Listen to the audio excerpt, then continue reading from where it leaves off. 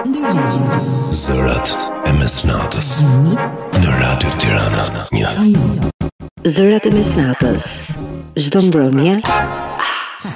It is such a good night to kiss. It is such a good night to dance. It is such a good night to Scooby-Doo, Scooby-Doo, Scooby-Doo, love.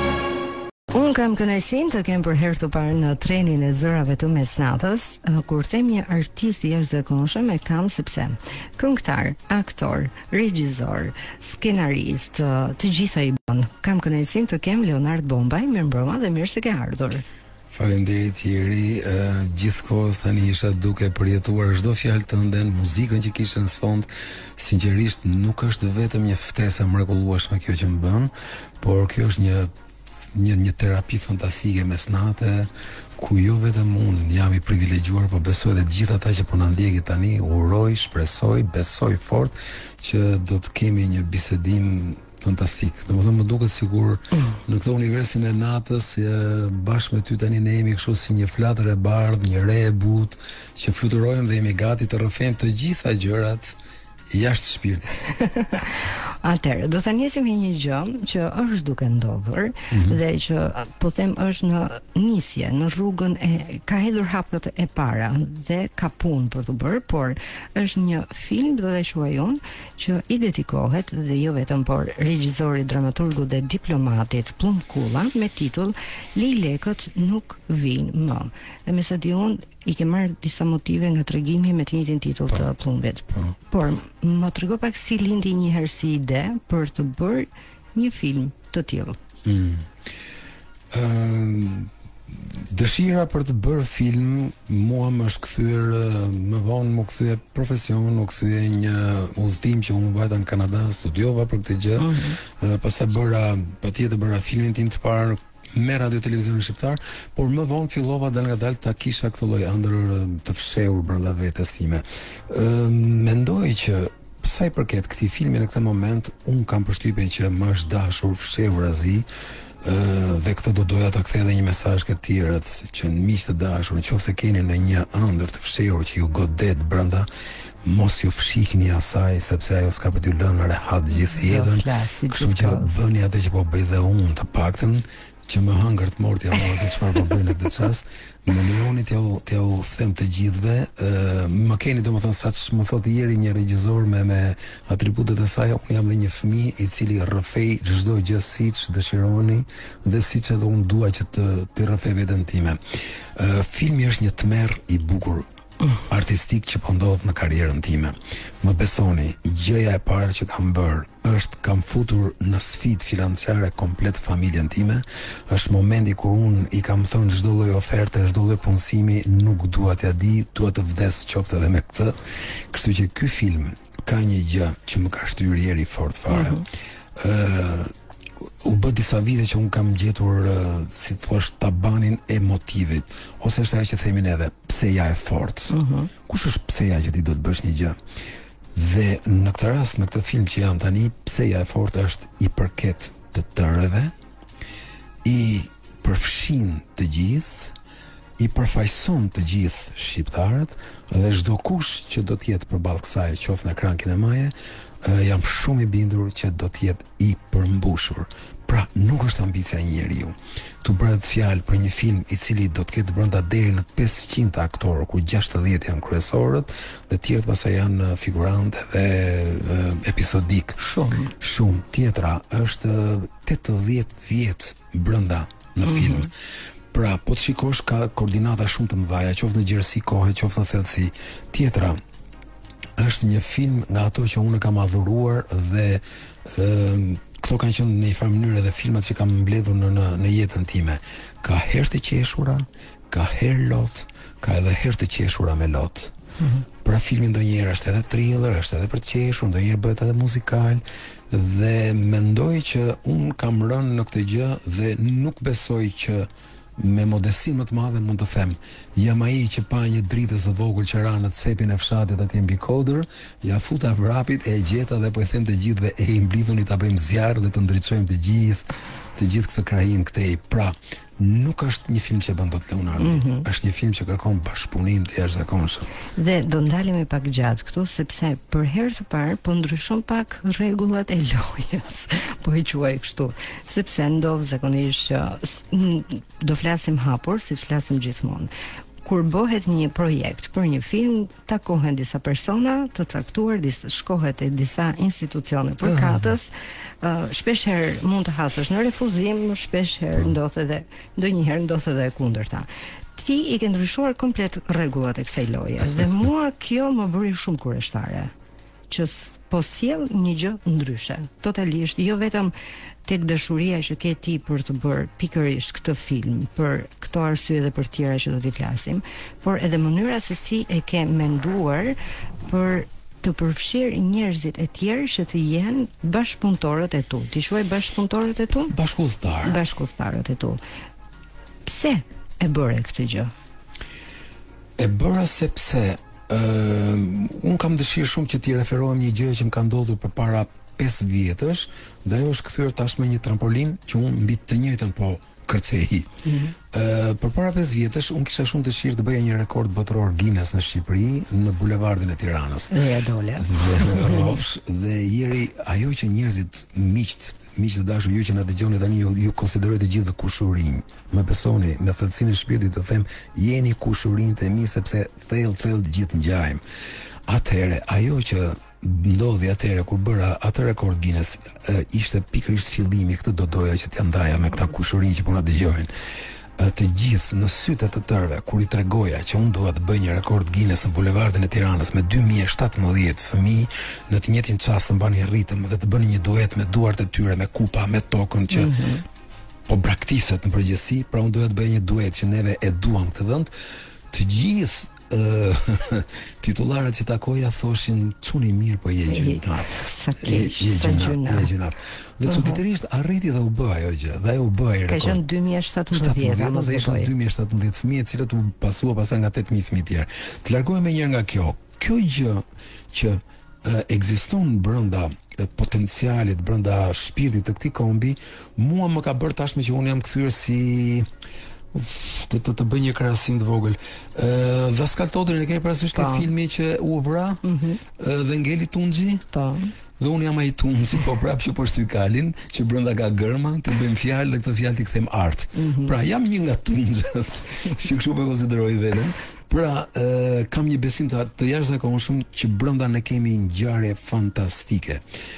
Tjetra që mua më bën që të jem ndryshe në këtë përqasje është nuk është një skenarist brenda. Pavarësisht se këtu është shkruar skenari nga Leonardi. Jo, unë dua të jem shumë i sinqert. Brenda unë kam kulmet artistike të Pullumkullës, i cili është quhet Kadareja e humorit, quhet Mark Twain i shqiptar, është një nga njerëzit me dimensione të jashtëzakonshme. Dhe tjetra, përveç se ka marrë kulmet e veprave të tij, prandaj janë 60 aktorë, janë minimumi 60 heronj të tij.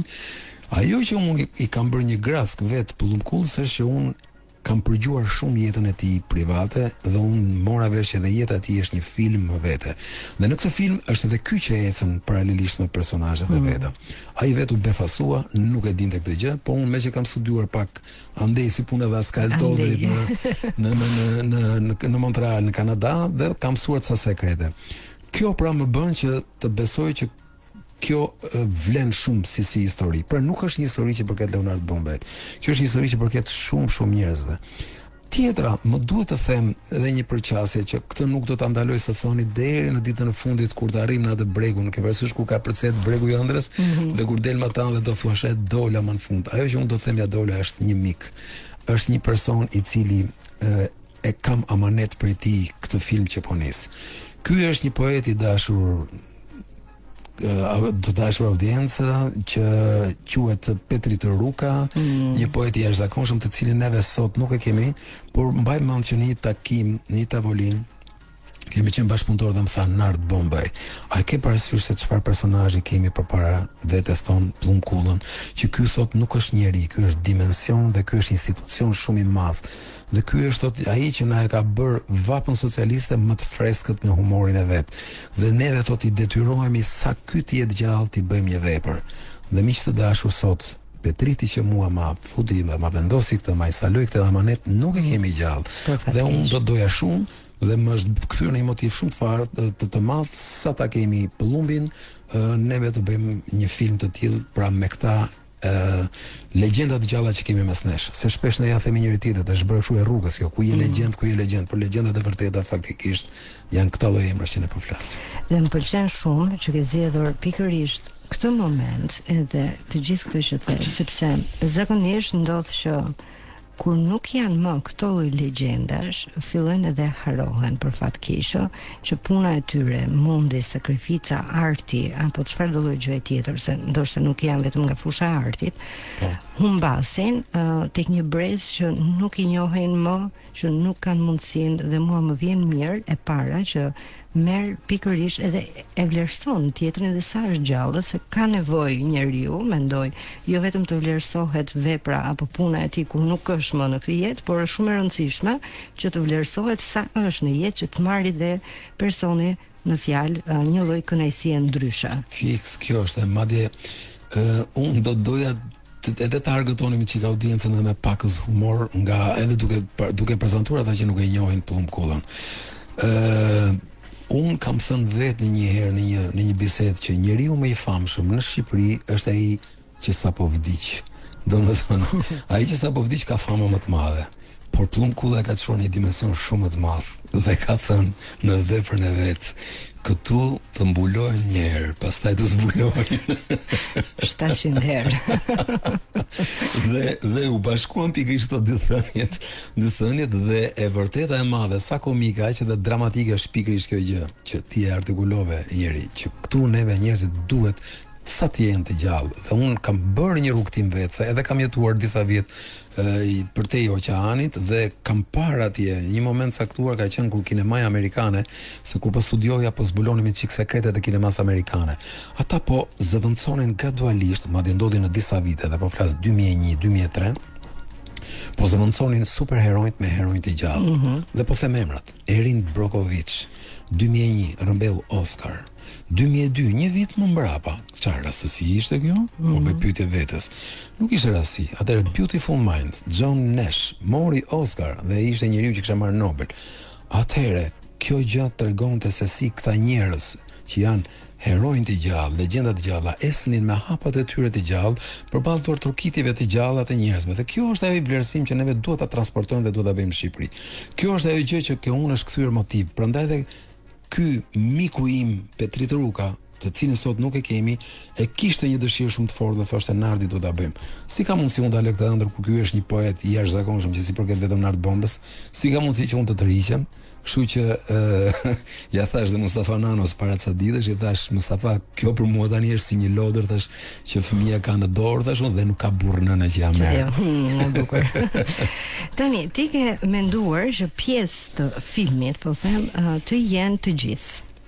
Duke përfshirë, Jeri mund të jetë bashkëpunëtare në këtë film, Xulia, Laerti, të gjithë ata që na dëgjojnë. Pyetja ime është si?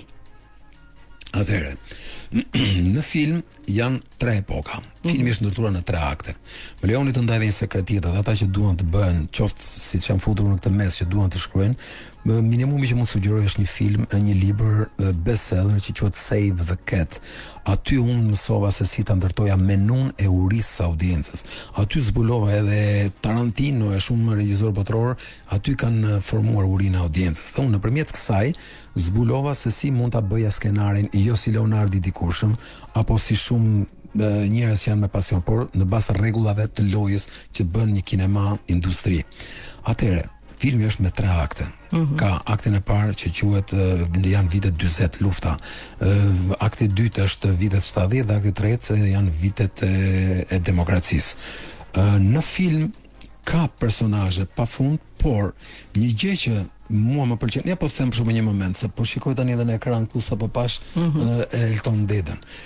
Në film do të parakalojnë edhe melodi, edhe këngë 50 vitet më të bukura të Shqipërisë. A ka gjë më të bukur kur personazhi është duke ecur dhe ti befas diku në një cep të pyllit, aty shikon një dëgjon këngë nga mrekullit, për shembull si themi neve nga vajtojsa të mrekullueshme të Demir Zykos së Skraparit, deri dhe në këmbëzbathurin Elton Deda që mund të këndojë në një tingull diku në bulevardin e Tiranës ose nëpër kaldrëmet e Tiranës. Atëherë kush e priste Ton Deda në këtë film? Se priste njëri, po thonë, më fal, po është gjetur një mënyrë që ky lloj filmi të pret ty. Ka momente në film që flet për artistin dhe audiencën. Ka momente ku ka situata të ndryshme dhe atëherë këtu neve kemi menduar që është një lloj filmi. Dje bisedova me mikun tim, me Mamaqin, që tha, wow, po kështu se do kisha qef edhe unë. Domethënë ka momente që edhe personazhet e njohur me shumë lezet kalojnë edhe si figurant, qoftë një përshëndetje, por ama arrin shumë bukur aty. Dhe ata janë edhe si dëshmitar të kohës që jetuan, ama edhe të pjesëmarrjes në një mbështetje të një filmi. Pra ka një solidarizim brenda. Unë thash, nuk thash historira, po thash mënyrën se si do të parakalojnë. Tjetra pasaj që është një sfidë shumë e madhe, tani më lejo të them disa nga episodet, se për shembull më kam pyetur shpesh nga thonore çfarë episodesh ka brenda ky film. Po ja doja ti kapja nëpër vite. Miq të dashur, unë nuk e kisha ditur, por nëpërmjet veprave të Plumkullës zbulova që në vitet 50 kombi shqiptar pas ka pasur një hall shumë të madh, po futëm në fushën e ironisë edhe humorit, në një hall të madh se Stalini po lëngonte në Rusi dhe gjithë populli po grumbullohej dhe po mblidhte vite jetë që t'ia falnin Stalinit. Dhe ndërkohë kur mblidhnin vite jetë, njëri me vërtet mblidhte vitet që falte çdo kush, edhe në përmbledhje në përfshatra ishte 20 jepte njëri, 15 jepte tjetri. Kishte nga ata që thoshin lopën e dhash, tokën ma morët, po ju japë dhe që vjetë në vdes këtu në vend. Po ka humor dhe ironi të papar. Dhe moment dhe tregon edhe historinë se si ishte po kjo pra, si ishte ndërtuar njeriu në atë periudhë. Pa pikërisht dhe unë e shikoj që ky film domethënë mund të fusin kinema edhe gjyshrit ose edhe në mos qoftë i gjallë, janë njerëz që do shikojnë gjyshrit e tyre. Dhe kjo është një nga humorët, domethënë që ka sa dramë dhe humor brenda. Të them një moment tjetër, është Plumkulla adoleshent i cili I ka dalë përpara fizikisht, jo në ëndër, por prej vërteti, pra është ngjarje e jetuar Enver Hoxhës. Dhe ka dalë në mes rrugës ose aty ku ai u fut dhe I ka kërkuar të drejtën e jetës vet, e ëndrrës vet dhe faktikisht e bëri që Enver Hoxha t'ia jepte atë mundësi. Kjo është ngjarje vërtet. Pastaj kemi të tjera që ky njeri që u bë artist më mbrapa përfundoi në gurore. Për në momentin kur në një artist e presim siç janë të gjithë sot që ndërrojnë edhe bëhen si thua të famshëm për Instagram, ai zotëris apo mbaroi Akademinë e Arteve, mori diplomën, menjëherë përfundoi në gurore dhe thyen te gur, duke shpërbërë dhe shpirtin e vet në situata të tilla. Pra, por tjetra është historia me të dashurën e vet. Një gjë të bukur që ne që jemi me celular dhe ti hapësh shumë bukur me celular, dhe është një episod që unë do ta quaj një nga pjesët më sublime që mund të ketë ky film, që prap e kam kemerita që ka ky autor. A imagjinoni njeri dikur ka ekzistuar gabina telefonike, nëse ke arritur dhe ti vet, por t'ia themi audiencës në gabina telefonike thuash gabina numër 5, nga Vlora thot po ju pret ky po filani. Dhe fantastike ishte që personazhi kryesor nuk po arrinte dot të fliste me të dashurin e saj. Dhe në moment saktuar thoshte kam diçka të rëndësishme për ta thënë dhe dua të ta them, por nuk dëgjohesh, e linja shpesh ikte dhe vazhdonte thoshte ajo kalon në gabinën tjetër, ndërkohë gjithë postat që ishin po dëgjonin që vetëm vajza përpiqeshe dhe në fund fare del thot çmut desh mua thot që I thash kam një gjë të rëndësishme.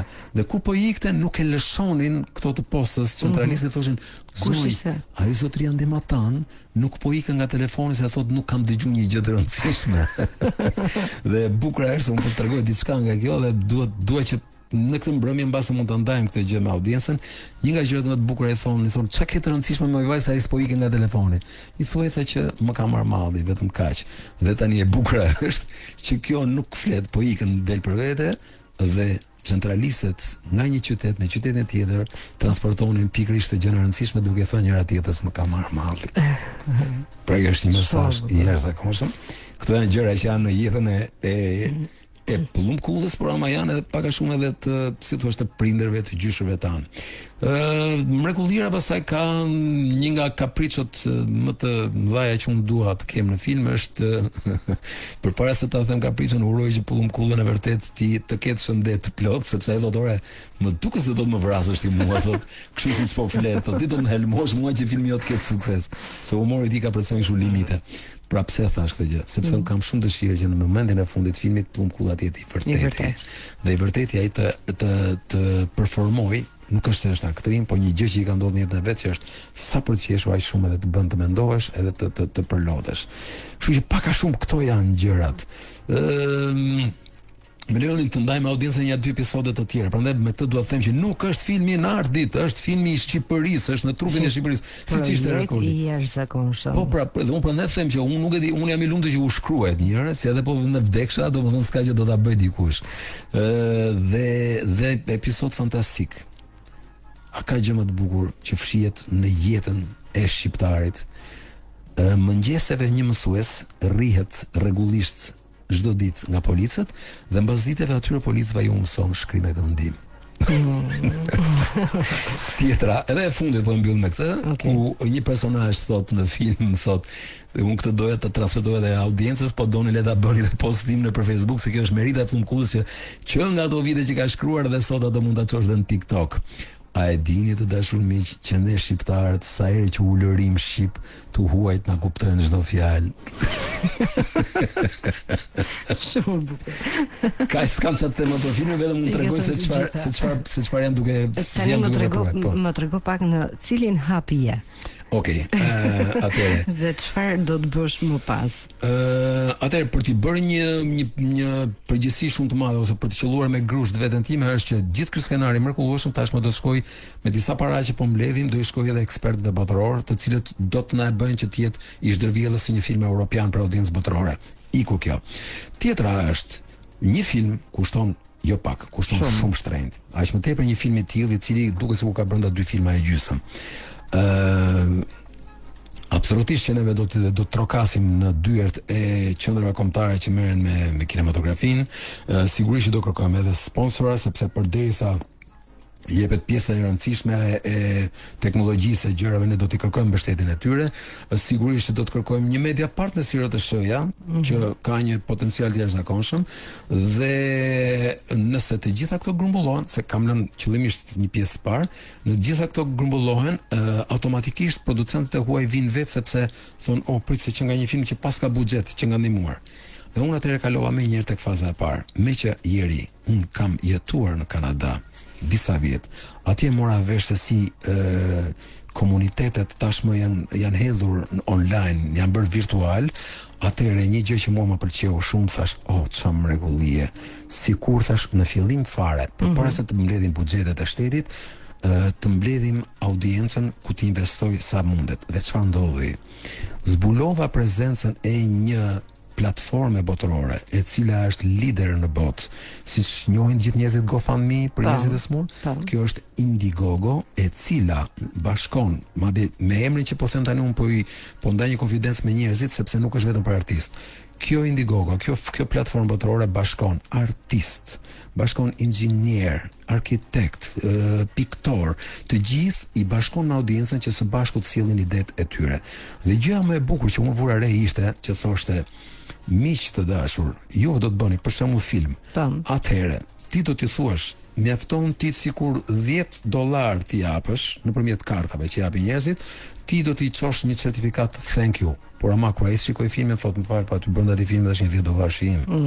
Dhe tjetra, duke rritur çmimet, arrin deri aty sa që thotë do të jesh prezant në film, të jesh afër aktorit, ke çmimet. Kështu që kjo platform na udhëzon neve se si të rriten këto kontributet e audiencës dhe ndërkohë pastaj filmi të vazhdojë të grumbullojë pjesën e vet. Por për procesin e kësaj që neve po bëjmë që quhet procesi i zhvillimit, që futet brenda skenari, futet zhvillimin nga producentë huaj, neve kemi filluar një crowdfunding, si ta themi shqip, një mbledhje fondesh, ku audienca tashmë ka filluar në të gjithë botën dhe jemi në ditën e 20 ca, dhe neve kemi filluar duke mbledhur fonde, po jam shumë i kënaqur për një gjë, sepse në fillim dukeshte si një gjë e pabesueshme, ashtu siç është se në fakt gjërat e reja në fakt kanë gjithmonë një pikë pyetje të madhe. Mosbesimi vjen qysh në fillim, për shembull thon kush mund të shkojë në internet se aty ka plot njerëz që janë hacker etj. Por faktikisht po të shkosh në atë faqe dhe aty është me video, aty edhe biseda jonë në një farë mënyrë diku do dalë një foto, atëherë kuptohet që janë gjurmët e këtyre njerëzve që po e bëjnë.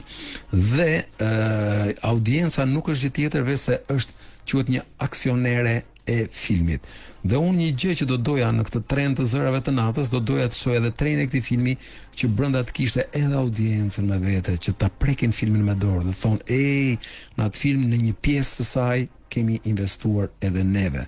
Dhe forcën e kësaj, se mund të blindi një pyetje, mund të thosh si të shkoj mendje që audiencën ta përfshish. Po, dhe domethënë e gjitha është shumë transparente, se ndodhin gjithmonë këto që njerëzit pastaj kanë dyshime, mirë, po jap kontributin tim, por bëhet çdo gjë aq transparente sa të gjithë dinë se ku shkojnë në fakt. Absolutisht që po, sepse faqja ime është edhe vetë shumë transparente.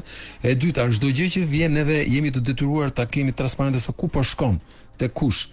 Dhe ajo që mua më bëri që t'i kthesh audiencës ishte në një farë mënyrë, me që po bëja një film që i përket historisë së Shqipërisë. Atëherë ktheva syt edhe nga historia e komunikimit shqiptar. Dy gjëra doja që t'i thoja tani që ta ndaja me audiencën, ata që janë njerëzit tanë. Miq të dashur, ne këtu në Shqipëri prej vitesh, shekujt, siç na kanë coptuar, na kanë bërë më të friksuar, na kanë bërë më të mosbesues ndaj njëri tjetrit. Dhe më lejoni të them fjalë rilindasish që i kam nxjerr dhe më kanë lënë pa fjalë. Ieri, dikur në kohrat e lashta, njerëzit nga Afrika në përmale i ndërtonin shtëpit afër nga Afrika e Kafshëve, ndërsa shqiptarët krejt ndryshe nga Afrika e Kafshës njëri i ndërtonin shtëpit më larg.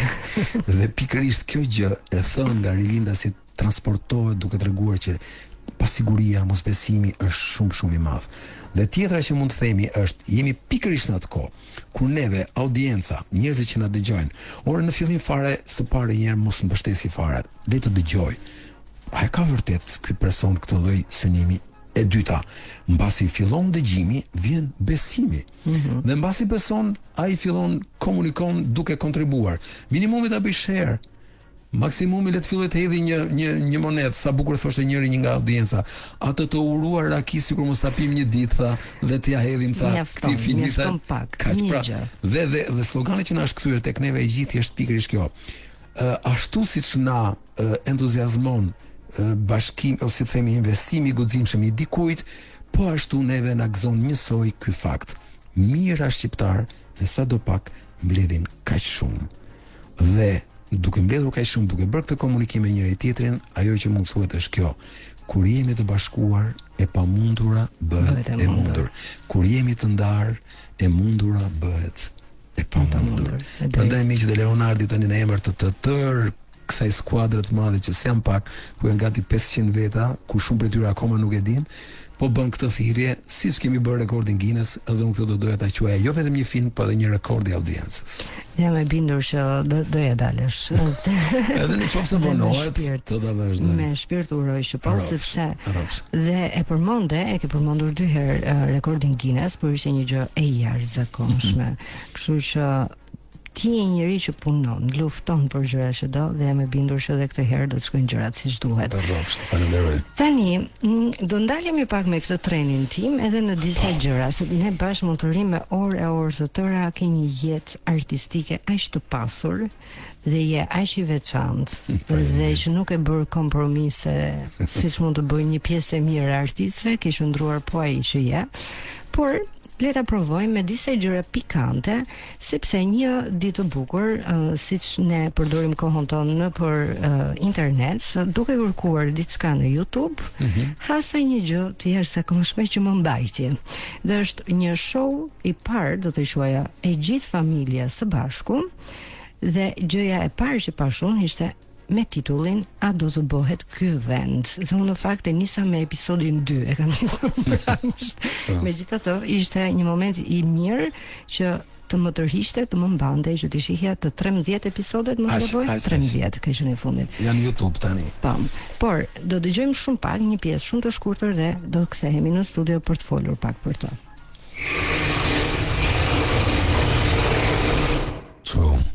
Ora 6:30. Marbi, e dëgjove që pelin e dyqanit poshtë. 18 vjet o baci. Si nuk bona pushimi dit o burr. A erdhi fukoni i shkollës? Jo, më po zbohet kë vend.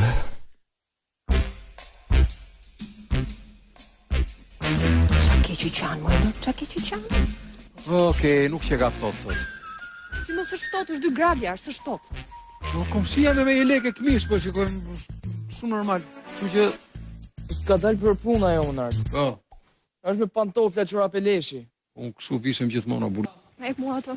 Mere. Hajde osi. Marbi të lutem mos na abononi shumë, okay? Dakord? Hajde shpejt. O Alda, sa rrova. Lami, takova dje. Më la porosi. Puthe Alda më tha. Lami kështu. Po. Okej. Marbi. Si rea. Mos na abononi shumë tani se nuk ja u kam ngel. Ose ngele në banjo o burri dheu tani. Jam futas një minutë. Dashëria ty sa do duash dhe ti si rea dashëria ty sa duash. Okej, morë, shumë nuk e zgjas më. Një moment shumë i shkurtër nga episodi i dytë, mos gaboj, mëngjesi dhe në një moment të parë kur filloi ky mëngjesi, kështu thash, është mëngjes tipik i gjithë secilit prej nesh. Tani, si lindi kjo show familjar, sepse Jeti është bashkëshortja, Alda që e përshëndes është djali Marbi, është edhe vajza Sirea. Dhe emrat e fëmijëve i ke gjetur aq të veçantë, aq të bukur, kështu që si lindi ideja që gjithë familja të krijonte një stand-up comedy.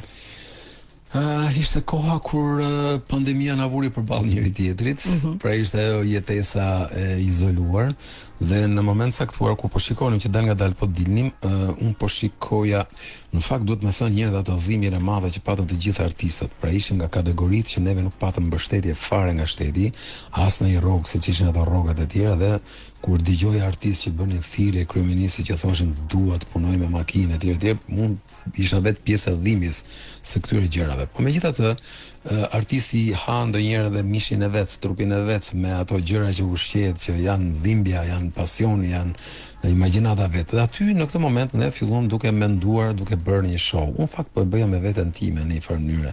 Pastaj erdhi një moment dhe thash, "Ore një sekond, nuse një herë ka luajtur film me mua, pavarësisht se ajo punon në bankë sot." Djali kishte një vit më përpara kishte marrë një çmim të parë Tirana Art Fest, mund sheshin Skënderbej, përballa rreth 3.000-5.000 vetave, kishte bërë një speed rap, një rapim të shpejtë. Edhe që është shumë interesant dhe shumë i shpejt. Po. Dhe ndërkohë vajza kishte bërë një show dhe ajo, dhe thashun, "Ok, një sekond tani, po pse mos i mbledhun këta?" Dhe dal nga dal, mbasi ja thash, ashtu siç jemi tani me këtë situatën e filmit, ashtu dhe nusja mbasi e dëgjoi u kthye, "Ore, nuk e ka gabim babi, më duket se është një gjë që mund të bëhet bukur kjo." I thash unë ja u mban, se unë thash e kam profesion, po juve ja u mban, thash unë apo do kem në një nga ju që do më tradhtoj rrugës, se nuk del të familja. Aty kjo kishte edhe një përgjegjësi, se ishte grack, nëse na njëri do të ikte, atëherë i binte që humbej se gjithë familja, kështu se mbante asnjëri. Dhe filluam e ndërtuam të tëra pastaj dhe më duhet të them që aty u bashkuam bashkë. Ishte edhe show, kishte edhe teatr, kishte edhe televizion, e peshin filma, do të thënë brenda. Ke pasur dhe të ftuar her pas here. Po, dhe i ftuari që bëra, pra erdhi një moment dhe thash, "Ej miq, këtu thash unë në këtë mbrëmje thash unë nuk mund të jemi vetëm ne si familje. Familja ka një derë, dera vin miqt." Atëherë unë ajo që zgjodha ishte një djalë i cili jo vetëm që ishte një mysafir që surprizoi mua, por më besoj ieri 24 shfaqje që kemi dhënë rreth e qark Shqipërisë, më besoni miq, 20 shfaqje minimumi kur ai djalë mbaronte çohesh salla në këmbë dhe duart rokiste. Dhe unë kthehesha nga këta mit, më thoshon çka ka ndodhur që ky çon. Sekreti ishte kjo, ai është një djalë i cili është i spektrit autik, Jamarbër Hoxha, i cili kur erdhi dhe e mora, unë jam nga ata që si regjisor duhet që të ketë dinamizëm shumë të madh dhe thash çdo gjë ky do ta thot për 4 minuta. Dhe për 4 minuta ne morëm gjithë kulmet e jetës vet, ku ai rrëfeu audiencës, por unë mbaj mend shumë mirë. kam përshtypjen momenti final, pasi ai rrëfente shumë gjëra të dashumiqe janë rrënqet se kur I dëgjon se si një autik ka dhimbje fizike, po nuk e rrëfen njerëzve, se si një njeri që nuk futet në det deri ke bregu për 2-3 vjet dhe hapat e tij të zhvillimit janë shumë ngadalshëm. Por kulmi ishte kur në fund fare ai rrëfeu dhe vargjet që ka shkruar vetë dhe një moment saktuar ulet dhe I thot nënës vet përballë në mes skenës I thot të gjithëve thot mami, ti je dashuria e parë e jetës time të dytë. E jetës time të dytë. Po është e shkruar nga ky vetë. Dhe në fund fare mbas sa batute I kthehet gjithë audiencës dhe thot unë ju dua por dhe nuk ju dua. Ju më doni por nuk më doni. Si do t'ja bëjmë? Thoni një fjalë. Si do t'ja bëjmë? Ktu sa vangrishën në këmbë. Dhe ky ftuar për mua ishte nga ata që unë thash mrekulli, a ka sfidë më të bukur se sa një njeri me jetën e vet, na sidon qoftë edhe aktrimin. Dhe ne jemi bërë miq për jetë me Jamarbin. Është një fëmijë jashtëzakonshëm. Unë I kam thënë fjalën, kam thënë madje edhe aty në fund shotit them Jamarbër vetë bast që ti do të jesh ndoshta prezantuesi I parë I spektit autik në Europë, a në botë. Dhe për këtë gjë thash mua do të kesh gjithmonë mbështetës. Do shkojmë edhe në një moment tjetër se ishte shumë ka një dozë humori shumë veçantë në të gjithë këta pjesëtarët e familjes. Sekrete o Xhaku.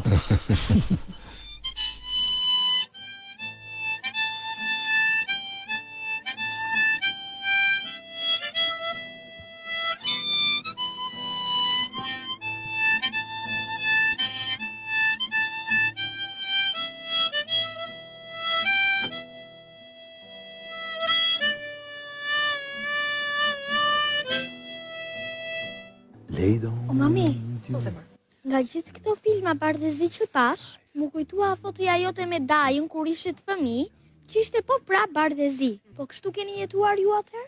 Bardhëzi? A me shpirti mamit na duhen ne të gështenja është të rrëfejmë fëmirin ton socialista. Ore, si shumë jam vënuar për ta bërë këtë pyetjen. Mama, ti dhe babi, pse keni zgjedhur pikërisht njëri tjetrin? Ta them me leje. Sepse ne Marbi kur takuam për herë të parë me mamin, të dy rastësisht kishim vrimën në çorape. Ju kujtohet kur po ktheheshim nga Pogradeci? Po. Edhe si Rea po vështronte mendueshëm liçenin. Edhe një çast ja kaput. O mami, po sa më. Si taksit në Pogradec janë blu? Se kanë ngjyrën e liçenit me shpirtin e mamit. Atëherë po në Tiranë, pse janë të verdha? Se kanë ngjyrën e lumit lanës. Tani kur nisa të dëgjoja këtë episod, thash çfarë do thot Nardje. Tek si u njohët edhe se çfarë u bot bashkë dhe më ka kap një qeshur se I kam thënë stop se thash duhet të pushoj një herë pastaj të vazhdoj. Shumë ide e bukur, shumë origjinale dhe për herë të parë vjen e gjithë familja dhe jeni që të katërt, aq të artistë dhe aq të veçantë secili prej jush dhe më vjen mirë që edhe fëmijët automatikisht duke qenë në një ambient me dy artistë, besoj që nuk e kishin shumë të vështirë që të ishin pjesë e artit dhe ata. Jo, pjesa e vetme e vështirë ishte momenti kur unë me përcolla disiplinën time artistike që kam jashtë shtëpisë, I çoja në shtëpi dhe thosha tani do bëjmë prova teksti. Dhe ndonjëherë kpuste gjumi gocën, I thoshon zgjoj, do bëj tekstin. Dhe ky ishte momenti I vetëm I sikletit. Pastaj udhëtimet ishin të përbashkëta. Kishte edhe në për turne që kemi pas pjesë shumë interesante. Pra ishte një udhëtim shumë I këndshëm. Shumë veta më thanë Nardi, bën mirë që këtë gjë ta kthejmë, pse jo edhe në një strukturë televizive. Unë do kisha shumë dëshirë dhe nëse do ndodhte, gjëja e vetme që do bëja ishte që këtë familje do ta përdorja si shkrepse për të njohur gjithë familjet e tjera. Pra të hynin dhe të dinin shumë të tjera, ashtu siç u futi Marbi. Dhe kjo është një gjë, si thua, një strukturë e hapur që nëse gjejmë kohën e duhur, mbas edhe mund të vazhdoj. Pra fëmijët rriten, ka adoleshencë, ka qyfyre, ka historira, dhe këto humore që tregova unë tani janë historira personale tonat, por diku janë dhe gjëra që unë kam marrë një familje tjetër disa. Se doja të pyesja, kishte një skenar, domethënë ti ishe po them shtylla kryesore që mendoje për skenarin, për temat që do diskutonin. Domethënë kishte një lloj gjësh dhe është krejt normale. Patjetër kisha një skenar, kisha dhe referenca, madje ka momente edhe kur thotë do të bëhet ky vend. un kam referenca nga mendje shumë të mençure botërore, edhe kur thon jeta po shkon për mirë apo po shkon për keq. Un prap përdori referencat e këtyre njerëzve të mençur, por ama ti thuash një audiencë, ore jeta po shkon për mirë apo po shkon për keq. Dhe un pastaj mbasi jepi argumentat e zotërisë këtij personalitetit të madh, ato të lenin pa fjalë, kështu që Leonardi aty ishte në një farë mënyrë edhe një, si thua, një vizitor i një biblioteke botërore që i ndaja me audiencën. Pastaj kishte edhe episode të tjera. Djalit pastaj i mora atë këngë që pati famë dhe sukses në sheshin Skënderbej thash bëje. Ai aty na shndroi gjithë teatrin, na shndroi në një kështu koncert rocku ose rapi. Edhe shumë bukur. Dhe pati shumë sukses, edhe kjo më çuditi, madje e shikoja, ka një moment bukur, ja për shkak që the për tekstin. Shumë e bukur kjo, që ma kujtove se dolem në shteg. Ai këndoi aty. Dhe kur këndoi unë zbreja gjë tjetër, vetëm si një regjisor, po edhe si një prind i la shansin të promovohesh. Në fund fare ai fiton dhe ka duar trokiti shumë të mëdha. Edhe më kthehet mua, por vetëm audiencës duhet t'ia themi që ai bëri një rrepim të shpejt kur fjalët nuk kuptohen, fliste shumë shpejt, siç dëgjoni nëpër radio. Dhe kryevepra është se në fund fare më vjen mua. Ky ishte tekst që doli gjatë provave. Ha profesor, thot. Si shkoj? Si shkoj, thot, keni një mendim? Edhe unë i them nga shpirti, sa ke folti 2 minuta, unë kam fol 2 vjet në karrierë. Edhe tash po pyetja është ç'a po thu? Kur thosha këtë unë audienca bëhej aleate me mua, sa po kishte të vërtrokita më arbin edhe kthesh gjithë. Wow, më qesh, sepse me vërtet nuk e merr vesh. Dhe ky tani më bën kundërshtim. Dhe thotë, po don kam një pyetje për ty. Po ti që flet, thot, kaq mirë, thot, atë ligjoni. Ishte shumë bukur. Kjo ishte një perlë. Pyetjet e shekullit. Shumë bukur. Mirë, me qenë se e përmende Elton Dedën, do të shkojmë tani tek një këngë që jeni ju të dy. E dëgjojmë për pak dhe flasim për të.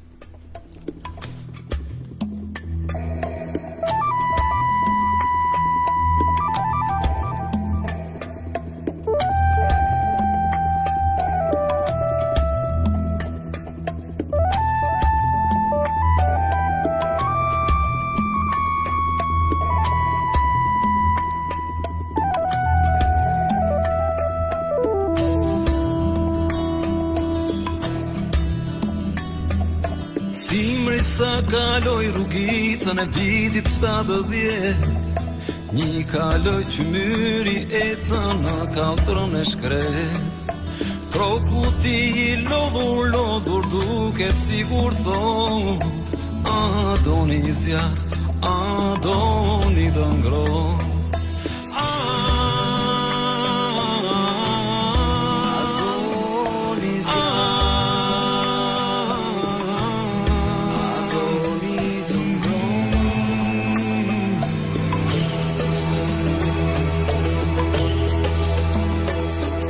Një djali vogël po vrapon dhe numëron e honit, zhduke drejt periferisë në këtë natë vonë.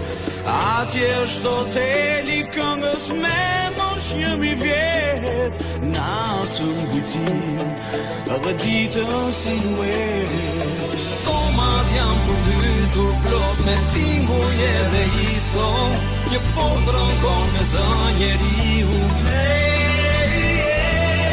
Në balkon një zë i ëmbël, ndoshta nën Tereza, këndon një minut qytetit që po flet.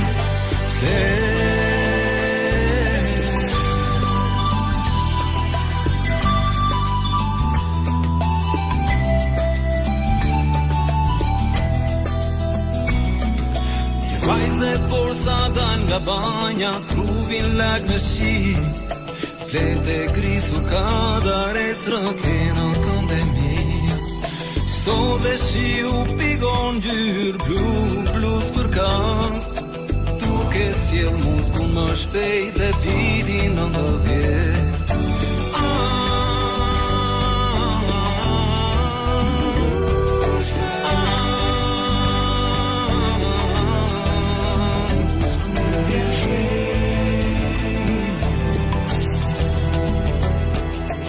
Era frynë shty një derë të kine maja vjetër, sala ish ishte bosh pa njerëz, filmi shfaqej vetëm. Dhe aktorët nga ekrani qeshën dhe më thanë: Shto këtu o mik, film ka plot për janë. Rrugëm pra po bateri sa finja, nga hoteli lartë gjoja.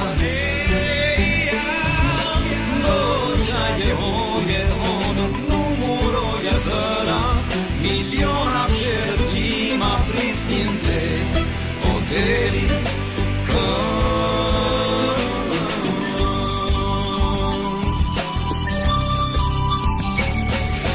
Nga varezat e qytetit vjen një vërshëllim. Ky kompozibilën për gjysëm një gjithë zëri tim. Më rëmben velos me mua në këtë qelë të purpur. Më praktis të fluturon si adrese humbur. Rrugëm dhe rrugë po bateri sa mbërita, te hoteli del gozova, e jam mund të hyj, tani aty banoj, dhe stua jo më shumë.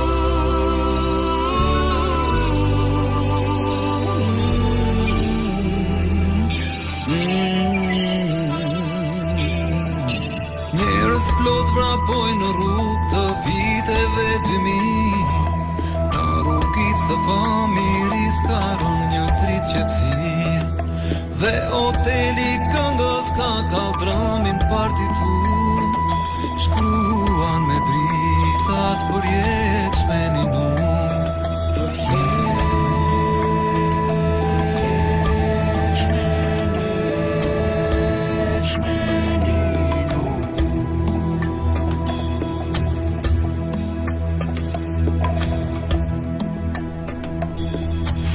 Dëgjojm Hoteli i këngës nga Leonard Bombaj dhe Elton Deda. Mua më ka pëlqyer aq shumë kjo këngë dhe jam befasuar. Ma trego pak për tekstin. E di që tekstin e ke shkruar ti. Po, po. Edhe melodia si motiv është shkruar nga unë, por orkestrimi pastaj e mrekulloi dhe zbukuroi shumë Tom Deda. Kënga është bërë ieri në momentet e, domethënë, jetës time në Kanada, ku unë mbasi mbarova studimet për master, për produksion filmi, fillova të kisha një dëshirë shumë të madhe rikthimi në Shqipëri. Domethënë më thërriste në një farë mënyrë adheu, dëshira për të ardhur këtu, dhe kjo këngë për mua ishte një shprehje e kësaj. Do të ishte një, si thua, një hartë e gjithë kësaj gjendjeje time. Dhe kur e shkruajta, sigurisht unë e shkruajta dhe me një kitare akustike në atë borën e Montrealit kanadez, e bëra dhe ja dërgova me njëherë Elton Dedës. Dhe kjo këngë pastaj është zhvilluar me telefon. Sa atëherë nuk ekzistonin të gjitha këto zhvillimet e mëdha teknologjike, dhe me Tonin unë ja dërgoja, Toni e rregulloi, e bëri shumë më të mirë, dhe pastaj thash unë do të zbres në Shqipëri. Dhe kur zbrita në Shqipëri, kemi përfunduar në studion e Sokol Marsit, një koleg Joni, i cili jetonte me qira në një rrugë këtej poshtë nga Petronili Luarasi, dhe mbaj mend që edhe Tom Deda, mbasi i kishte rregulluar këngën, më tha një moment saktuar në tha: "Ç'a bë me këtë këngë, ama në burrë dhe." Tha: "Un kam bë gati, tha, veten time, tha, me ik, tha, për e të emigroj, tha, në Amerikë, tha, ti më vje këtu me këtë këngë, tha, mua tha, mboj që të ri këtu." I thash unë: "Jo, më valla, thash unë, jeta jote është jeta jote, vazhdo ti bëj çfarë dush. Unë për vete thash kam marrë dhe unë do kthehem në Shqipëri", thash. Dhe kjo këngë në një farë mënyre, saç ka një bashkim zërash, ka edhe një kryqëzim shinash të jetëve të dy njerëzve. Unë u ktheva në Shqipëri dhe Tom Deda emigroi. Por ama unë ja thash atë që ndodhi: "Do kthehesh vëllai", thash, "do kthehesh." U kthye. Sepse ky shpirt që ke ti, thash, unë e di që do kthehem. Kështu që kjo këngë në një farë mënyre edhe të dy bashkë na bëri miq për jetë. Ndonë se nuk takohemi për ditë, më pëlqen kur e ftojmë njëri tjetrin, ndonjëherë kështu edhe në një herë në 2 vjet. A do ham një darkë bashkë? Kështu që kjo këngë më vjen mirë, është edhe një lloj testamenti, është një lloj ndjesie që shkruajmë për atë dheun shpirtëror në një farë mënyrë. Dhe funksionon.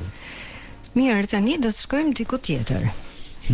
Nuk po e them titullin, thjesht e dëgjojmë dhe pastaj flasim për to.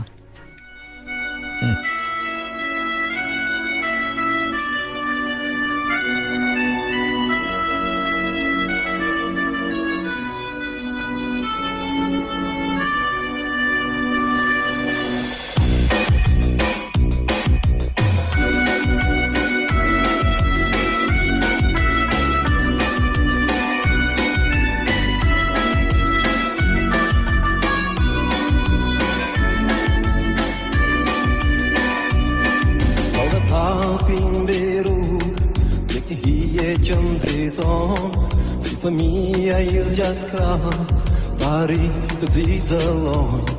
Po kjo hijes është vetë gjurma e një sirene deti, shumë dashuron të dalga larghe treti. Hej, varke fati tim, tom t'i larg, atje ku dielli lin. Hej, varke fati tim, tom t'i larg, atje ku dielli lin. Vazhdo.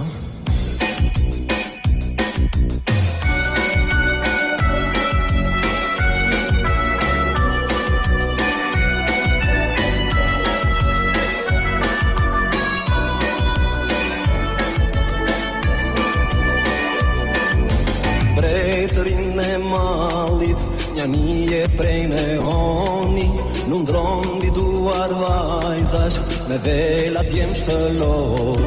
Tragjikët të dehur, vajtojnë duke qeshur, komikës serios, gërvishin sytë e tretur. Hej, varke fati tim, tom t'i larg, atje ku dielli lin. Hej,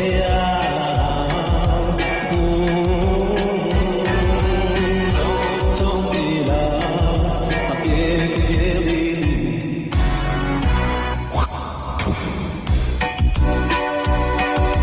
Njerëzit statujan dhe copsa hanen duan, simfonin e prikjes duke përbëzuar, qytete peshkatarësh, kapore dhe rjeta, ape për ndëtarësh, e gjatë që ka jeta.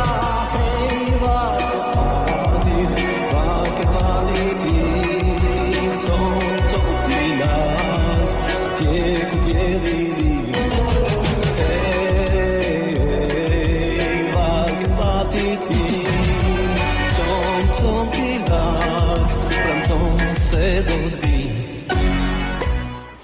Dëgjuam Varke fatit, tani teksti është sërish I yti, por edhe një poet që unë e kam shumë për zemër, prandaj e zgjodha. Sa çdo ma harroje. Jo, si do ta harroj unë Ervin Hatibin, por është edhe shpëtim Saraçi pastaj që është marrë me muzikën në vitin 92. 92. Të çova shumë shumë kohë përpara. Ishte momenti atëre.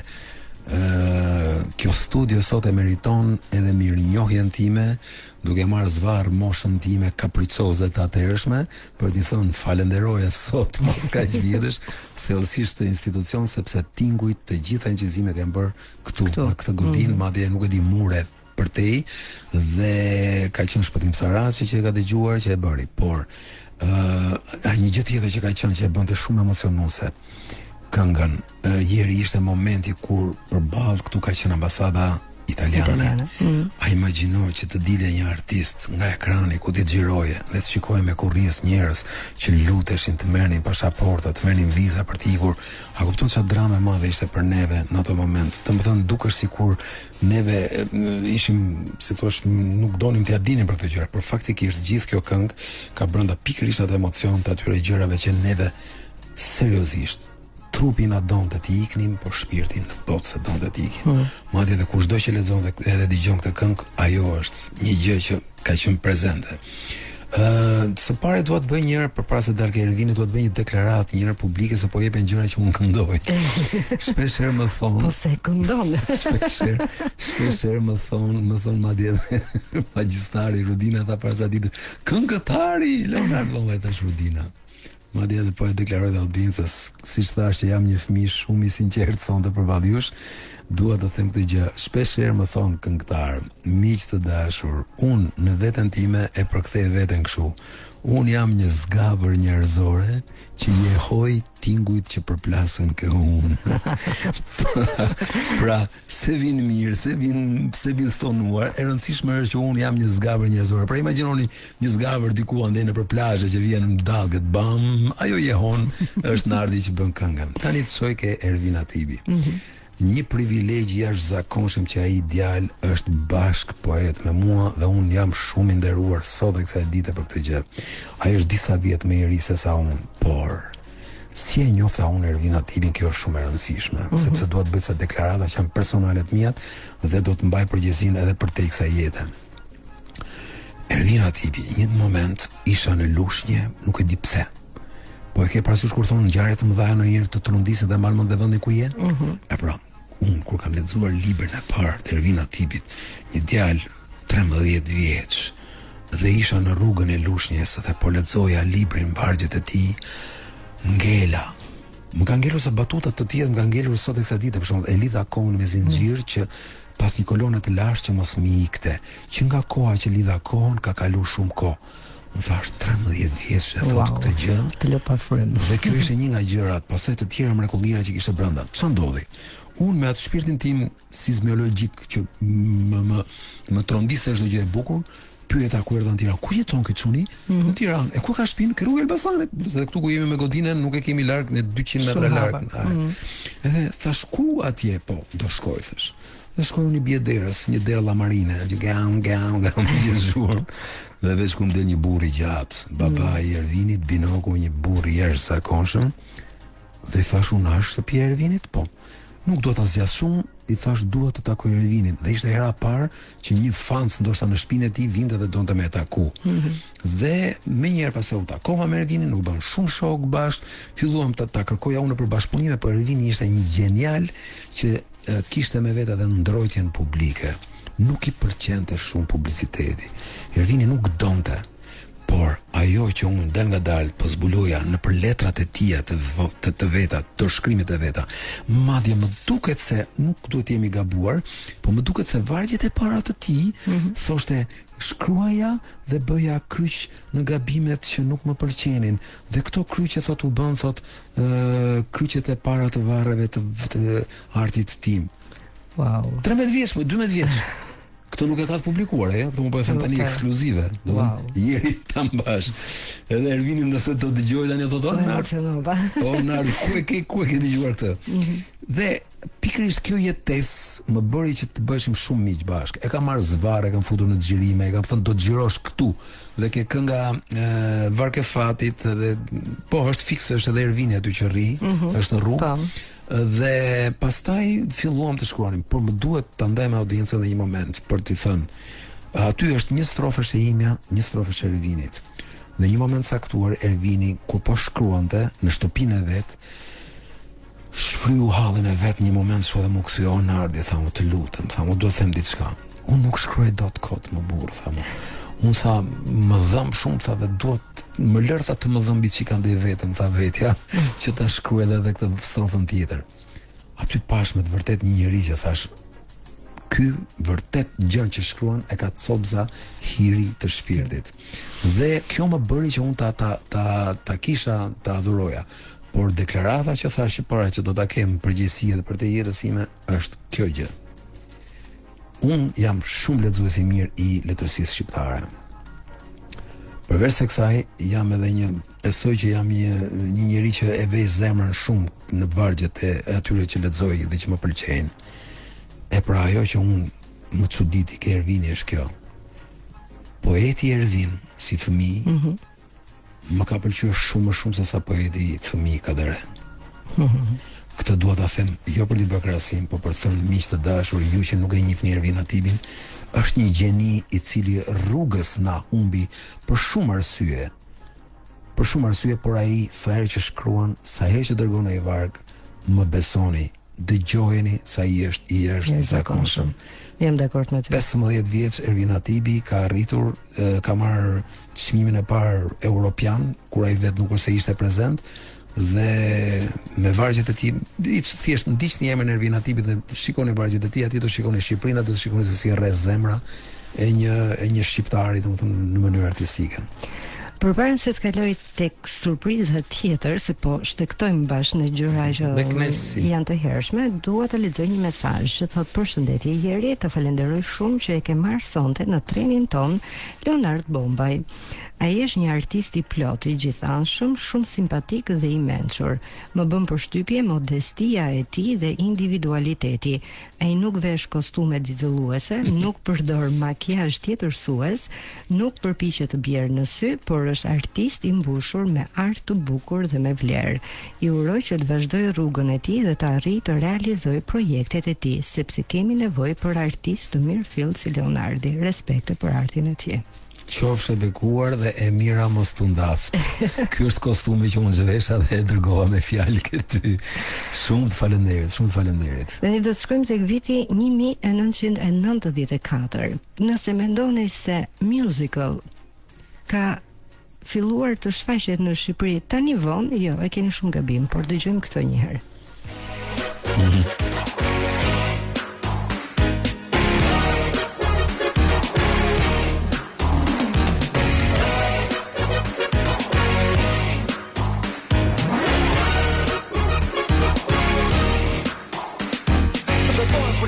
Është i lartë ata, të betohen për tetin, është i thellë se s'ka, për të ndjekin pyll të tërë. Kjo që vetë si fëmi, ma për kokën në gërshor, dhe këtë se tjetër s'di. Besoj për njerëz të shtëpisë, shkemi ta, ti betohen, harro fsha ligjet qeverisë, shkojnë e vinë, veç ngrohë, për kishën të betohen, s'është veç gure këlqere, për gjithë rinin ta të betohen. Mos folë më, më për njeve.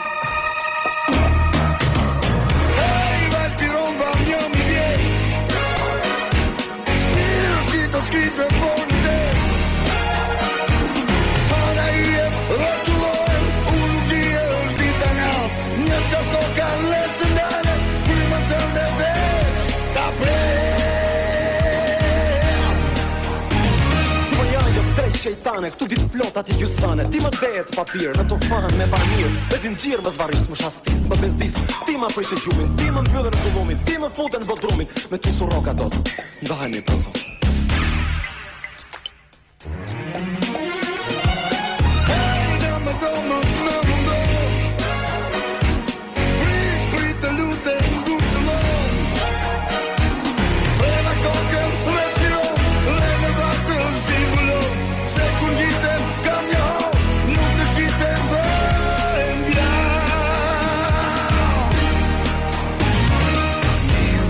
Sot, buk më vram të sot Jem pra për sot Buk më vram të sot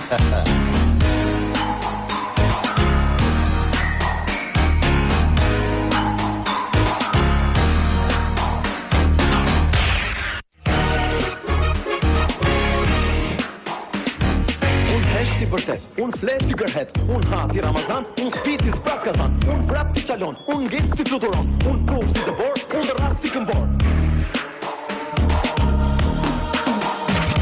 Unë e ri t'i shkon me bresht Unë flas t'i lot me djem Shporu prapa djelit Ku si ndrit e qelit Shpiqemi gjukund Qas më mori fund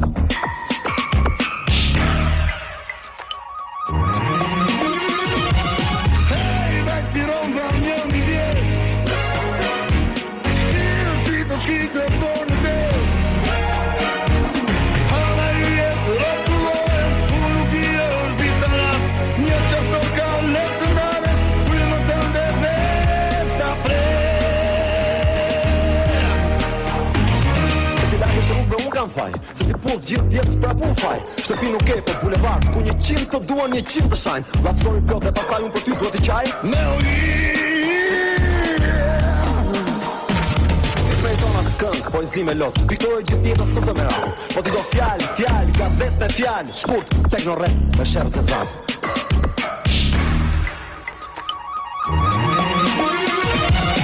Hey, në më do mos në mundo Prit të lutë në ngushëllon Prema kokën, let's get on Le në vaktë o simbolo Se kun gjitem, kam një hau Nuk të shqitem,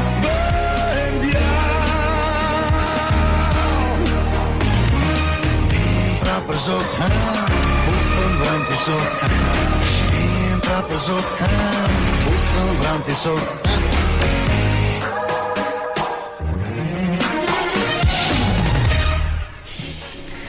Kjo Natë sa një jetë, muzikali I parë vitin 94, skenari regjia sërish prej teje, por edhe zëri mrekullueshëm I Sandrit dhe shpëtim Saracim duket ka qenë pjesë gjithashtu. Më trego pak për këtë histori, sepse ishte një revolucion, 94 të vjen në këtë formë, ishte shumë ndryshe. Ishte momenti kur shpirti jon ishte kështu, si themi neve, në kaos. Nuk po dinim çfarë bënim, nuk po dinim as vepra ti njihnim mirë, madje aty thuhet edhe emri është video show. Faktikisht kjo ishte një themeli një muzikali që unë akoma nuk është e di se kisha marrë studime për këtë. Por momentet bukura që doja të ndaja me audiencën që dëgjoj për shembull është kjo. Sa po kemi festuar tani piramidën e cila është bërë një kulm shumë I bukur që është bashkuar. Po në atë kulm aty po ta shikojnë si video njerëzit është Sandër Gjoka I cili këndon. Por e bukur është aty sipër, jo më lart, se madje po ta shikojnë njerëzit në video do ta shikojnë, është një helikopter I cili është mbi kokën e Sandrit, jo më shumë se sa 10-15 metra. Wow. Po, mbi kokën e Sandrit. Atëherë ç'a ndodhi? Atëherë në moment unë po jetësoja muzikën, po ja thosha Saracit e thashun, jo, duhet kjo, dhe pastaj sipër piramidës do të këndoj Sandër Gjoka, dhe aty sipër me helikopter, ne do të zgjerim kështu, do bëhet kështu atje, dhe më tha mua një moment në ndërpreu Saracit, se ishte shumë më I kalkuluar se sa unë. Ornardi tha mua, për sa ditë do I bësh të gjëra aty? I thashun, po, që nga ky moment thashun për një 12 ditë, 15 ditë. Seriozisht e ke ti, më tha mua, dhe unë mbaj mend që ndalova dhe vetes time I thash, seriozisht e kam. Do të asvet nuk e dia do bësh. Tani hipja Sandër Gjokës ke piramida. E bukur është, të them edhe se si e morëm helikopterin, se është shumë e bukur, është shumë e bukur. Helikopterin, thashun, o çuna duhet, imagjino 12 ditë përpara ne ndronin për helikopter, siç po them tani për film, për 500 aktorë që asnjë nuk e di akoma se çfarë do bëhet. Dhe unë thosha, do dëgjojmë helikopterin, thosha, "Ora ku e ke helikopterin?" I thashun, "Dgjoj, si ta gjejmë helikopterin tani?" Më thoni si kë njohim. Më tha njëri, tha, unë kam çunin e ministrit, tha, mu tha, e kam shok. Ma silli çik çunin e ministrit. E I thashun, si mund t'ja mbushim mendjen babit tat na japi helikopter? E kuptoni, pra se njerëzit kujtojnë se kur bëhen korrupsione fillon dhe me shokët, me djemtë e tyre. Tha mua, tha, po pse tha unë çfarë do bëj këtë, do këndoj ky po atje dhe ja tregoja të bukur unë këtë. Ai duke shkruar kokën ndërkohë çfarë do me bë. Ky po, pra, kjo një dhe e dyta pastaj thashun, a ke ndonjë emër që do me nxjerr në televizor, thashun që t'ja bëjmë nderin. Kam një gocë që pëlqej shumë. Thashun emrin e asaj gocë nxjerr në televizor. Me nxjerr me vërtet, tha mu? Thashun ra brenda, ky e morëm helikopterin. Po, thashun, më thuaj, "Ue, fantastike, I them më babi tha." Aty thashun nuk kemi një njerëz që do na ndihmoj, po pasim një luftëtar që do zihet me babin. Kur mas 2 ditësh tha hajde se na pret babi. Shumë e thamë babit neve, babi e pashun që kështë vepruar djali gjithë dëshirë, gjithashtu, na dha helikopterin. Helikopterin tani do fluturonim nga poshtë La Praka dhe do vinin deri këtu, po ishte ora 6 e mëngjesit, se s'duhet kishte shumë njerëz. Në këtë moment ku kishim neve atëherë celular, se ekzistonte celulari. Normal. Ku ekziston, ne s'kishim as radio dore që ti flisnim njëri tjetrit. Dhe ne kishim bërë me plan, I thash Sandër Gjokës, "Dgjoj, kur të dëgjosh zhurmën e helikopterit që po vjen, këtu thashun ky është lajmi që ti do të fillosh të këndosh. Kur helikopteri do të vi vërdall, se I kisha caktuar unë, ç'a do bënte helikopteri? Ajo ishte lëvizja e kamerës. Dhe Sandi do ta bënte. Dhe I thash, madje I mbaj mend një gjë, I thash, do ikim një herë tash nga stadiumi, kur vimi është dubli 2. Nuk bësheta. Me gjithë sinjalet. Kjo është sinjalistika. Pra imagjino këto zëvendësonin celularin. Se do t'rregoj të bukurin që fshihet. Tani me atë vajzën si shkoi puna, janë nxorët emrin në televizor. Po patjetër. Dhe e bukur tani t'rregoj historinë e Sandrit që fshihet brenda kësaj historie. Edhe vimeve, shofun Sandrin, fillon me helikopter, unë I thash atij helikopterit, "Dgjoj tash pilotit, I thash unë kam dëgjuar që ju tash dëgjoni nga larg, thash unë sikur bëni dokumentar." Ta urdhva jo, ta ku dush ta pule dhan. Unë atë doja që të kishte çik aventurë, edhe shofër po ta shikosh aty është urrë shumë afër. Dhe në këtë moment, pra e gjitha kjo është bërë jo me dronat që fluturojnë sot, po me helikopter dhe që ngrinte ujin. Tani kur mbaroi xhirimi, takoj Sandër Gjokën. Më thot Sandri, "Onardi ta dish sa kam vujt." Tha. "Pse më I thash?" Tha, "Po për të hipur lart në piramidë." Tha. Mi thashun, "Po ti më ke thonë që Onardo unë s'kam frikë, unë hipi majt pallateve, majt taracave." Po më lal po, tha po kam shit mend, tha hypi tha mas diteve, tha po. Ku e dija tha që në mëngjes aty ishte Vesta dhe unë si zhapik tha, ngjitesha 2 metra dhe rrshkitsha tha. Dhe unë di çka kam heqë sa desa kam arrit atje lart. Kështu që ky xhirim u bë me këto lloj mënyrash, djali i ministrit nxori emrin e vajzës që donte, nuk e di se kush është, se si e ka emrin aty. S'ka rëndësi historia. Dhe neve fituam helikopterin. Bravo.